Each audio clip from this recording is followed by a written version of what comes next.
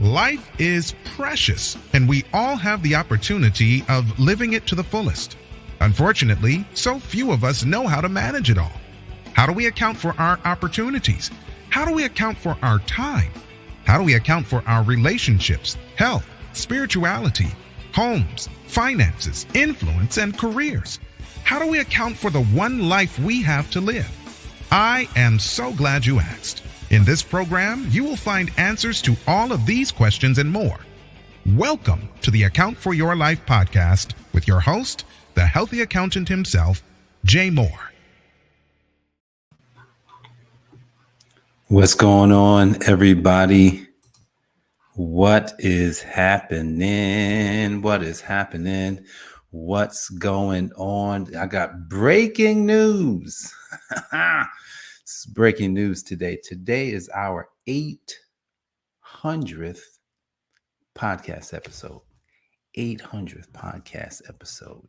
And today is, man, it's like 800. How in the heck did that happen, man? And that's what we're talking about today, where we would be without the first step.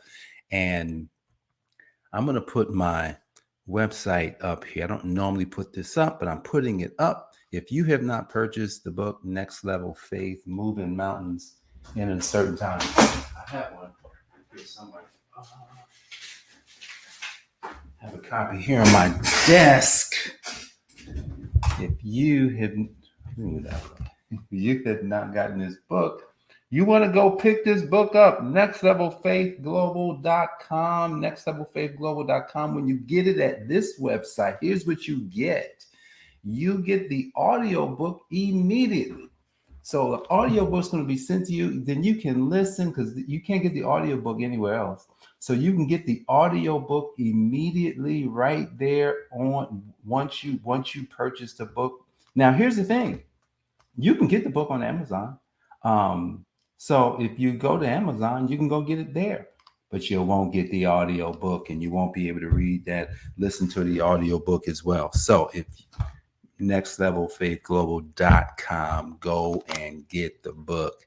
What is happening? What an awesome, incredible day. What's happening, my sister? 800 episodes, where we would be without the first step. You know, I was thinking about a baby this morning, man. No. I'm not having no more babies. I'm good. But I was thinking about, I was actually sleeping, and I was thinking about for those of you that's just coming on, is breaking news, 800 episodes. Get the book Next Level Faith at nextlevelfaithglobal.com. So I was thinking about my oldest son this morning. I'm sleeping, and it was interesting. I can't remember exactly what we were doing, but he was on my mind in my sleep, and then you start to remember babies. You know, you start to remember their first steps. You start to remember like what if they didn't have a first step?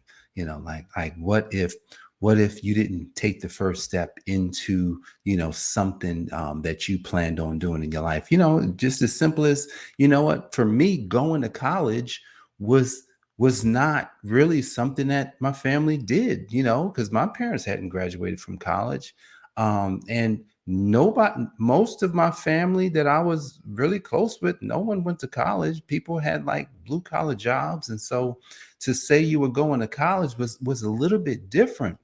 I'm the only of the sons. My parents had 4 sons. I'm the only one who finished college, you know? So, and it's interesting because when I'm thinking about going back to college or going to college, it was foreign.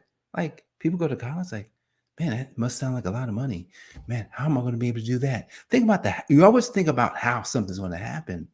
I'm going to tell you how it happened. First step. Good morning, PB. How are you doing? This is how it happened. My mom was studying because my mom wanted to better herself. So she hadn't finished college, but she got her license in practical nursing. So she was an LPN. And while she was studying to get her license to be a practical nurse, I was like sitting on her lap. I was just like watching her, and, you know, I was a little kid, you know, and it was almost like that day I took my first step towards being more excellent in my life. It was like I can look back and say, well, I can remember sitting there on her lap. And I remember sometimes she would exercise. Check this out. She would exercise. She may not remember this, but she would exercise, do sit-ups. And he was like, hey, let's do some sit-ups. My mom wasn't a big exercise person, but she kind of put something in me that's different because of all the brothers. Now, actually, my older brother, before he passed, he actually was the first one to, I think, because he did go to jail. So he went to jail and he wound up getting muscles because they ain't got nothing to do in jail. But so he did that. But my other two brothers, they, I don't know. They haven't caught the bug, the exercise bug. But where would we be without first steps? Think about a first step that you had to take in order to get to the second step. And a lot of times, yesterday when I was talking about kingdom entrepreneurs and the mistakes that kingdom entrepreneurs are making in 2023, one of the biggest mistakes that many of us have made is overthink. And yesterday I was in my family room with 100X. And as I was in there, we were talking and overthinking came up and people had to be released of this overthinking because overthinking literally can stop the first step. Imagine this. Imagine whatever you've done to this point in your life, if you didn't take a first step, if you overthought it so much that you just didn't make the step.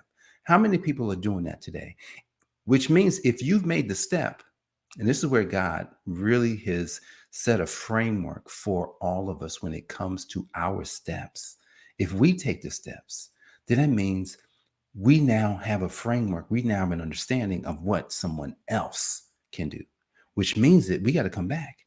We got to come back and say, oh, well, I know how to take that step. I know what to do. See, because if you didn't take your step and I didn't take my step, guys, I can just go back to episode number 1 on this podcast. I remember it was episode number 1. It was in 2020, around April of that year.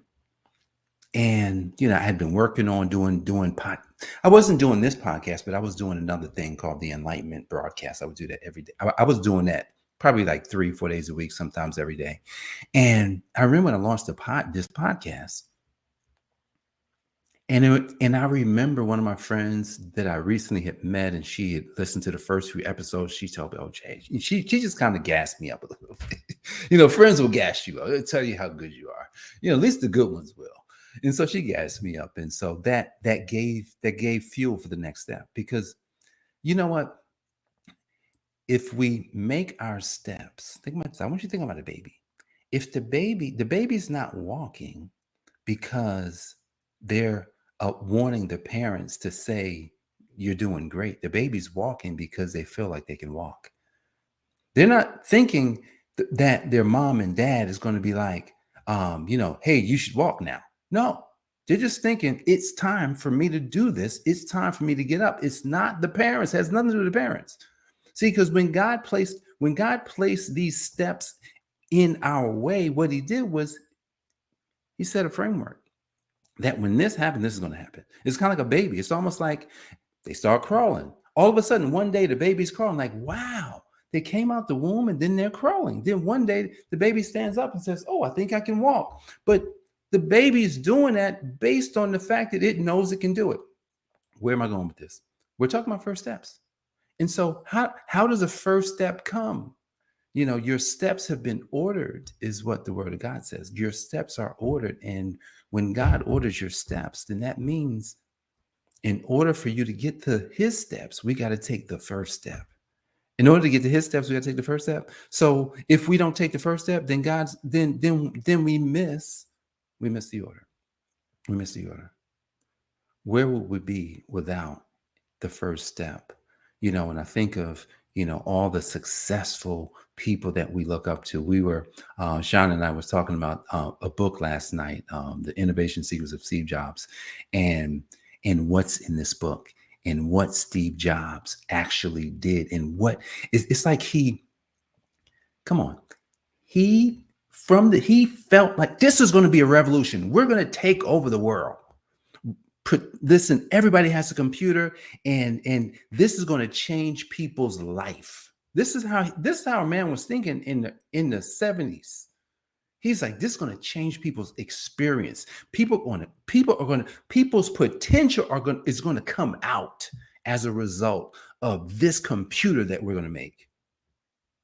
He took a step. People called him crazy. Yeah, he was crazy. What do you mean? Because the crazy ones think of things that nobody else can think of. The crazy ones think of things that nobody else will do. The crazy ones will put themselves in harm's way because they just know. They take the step. And they don't look around saying, "Hey, you want to come?" I mean, you can come, but they don't need you to come, because really, if you're going to hold them back, they don't want you nowhere near them. I was just thinking about Steve Jobs. If Steve Jobs didn't take the step, where would we be right now in the computer age? I'm not saying there was computers, guys. What Steve Jobs did was he innovated at a level that people had not seen before. No one saw it. No one saw it. No one saw. No one could see. He revolutionized movies. He revolutionized the computer industry. He revolutionized music, entertainment. These are the industries that a man's imagination took him into. But there was a step, just one. The step was, I believe. The step was, I just know. The step was, it's got to happen. The step is, there's no way this is not going to happen. I mean, there's no way. Even Steve Jobs got fired from his own company. Bye, see you later. He didn't sit around and do nothing. He went and continued to innovate. That's when he got into movies. Pixar was created. New types of animation came because of the innovation. Jobs would inspire people. He inspired people like us who worked in those industries to become more. I was telling Sean about this guy named Guy Kawasaki was telling the story of Jobs and how Jobs was the kind of person that really got under your skin, and but it was in a good way. It was almost like, Jobs was crazy, but what Jobs did for them was made them better. He was what they call the orchestrator. He orchestrated the whole thing, even though he wasn't the one making the widget, but he was the one orchestrating at such a high level that people would follow. Where would we be without the first step? Guys, there's so many where would we be's that we could probably look at. Where would we be without, people like Abraham? Abraham. Oh, you don't know who Abraham is? Abraham's in the Bible in Genesis. Abraham's that guy that was crazy. His family told him, "You're nuts. You going somewhere and you don't know where you're going?" "No, I don't know what I'm going, but you know what? The world's going to change because of me." This is what Abraham said. The world's going to change because of me. Everybody's going to come out of my seed. What? Crazy. What about Joseph? Oh, Joseph was like, "Oh, you know what? Everybody's going to be bowing down to me, and and I'm going to be this, and this." And what? Joseph did the same thing. So we're looking at people that we like to read in the Bible, and they were crazy. They were the type of people that disrupted everything. Jeremiah was a disruptor. All these people just doing wild and crazy things. Solomon was, come on now. The first instance of Solomon's wisdom was to say he was going to cut a baby in two. He said, "I'm going to cut the baby in two."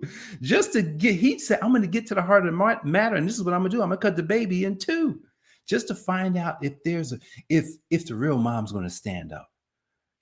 Look. Oh, wait a second. Look at Job. Look at your boy Job. Now, Job's story, and we're going to end just after this.